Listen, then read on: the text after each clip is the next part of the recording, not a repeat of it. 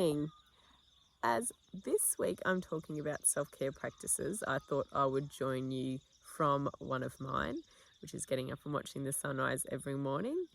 I find it really relaxing. It's a great time to myself. I just saw kangaroos jump past.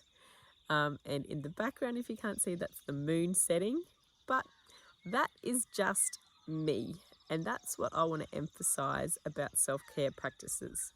Make sure that they're yours and make sure they're not just something else on your to-do list.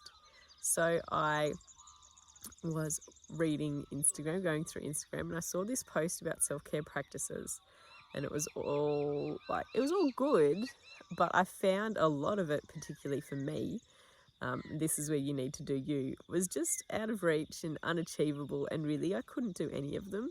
Like, one of them was take a bath. I don't even have a bath in my house, let alone children who will leave me alone when I'm having one, because I don't stay up much past them going to sleep, and baths in the morning while I'm watching the sunrise. It also had things like turn music on and dance, which sometimes I do, but it's very rare because I'm also focusing on other things and I don't think about it. And light a candle. I don't like those sort of scents, and I'm worried about the kids also and things catching on fire. One thing I really disagree with self-care practices is the lists that you see now. Some of the lists of self-care to do every day are longer than the to-do lists I have for what I need to get done that day. And I just feel that it's extra pressure and stress to go through and complete the items on there. If you do want to do a self-care practice like what you see on some of the lists, for example, drink more water, don't keep going back to the list that you have to cross off and say, yes, I've drunk 1 or 2 bottles of water or whatever.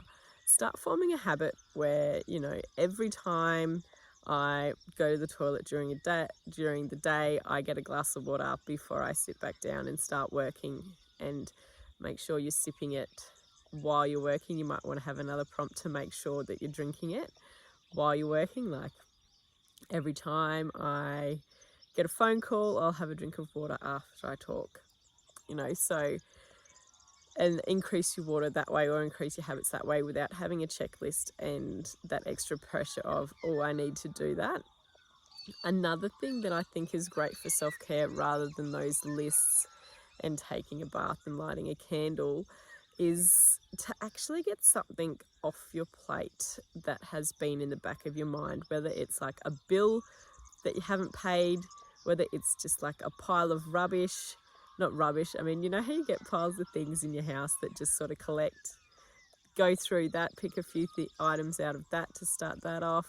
If your wardrobe is a bit out of control, go and start that. You only need the 10 minutes that you would have done for, putting on a candle, the 20 minutes you need for a bath, which I certainly don't have, to go through and just do a part of that job.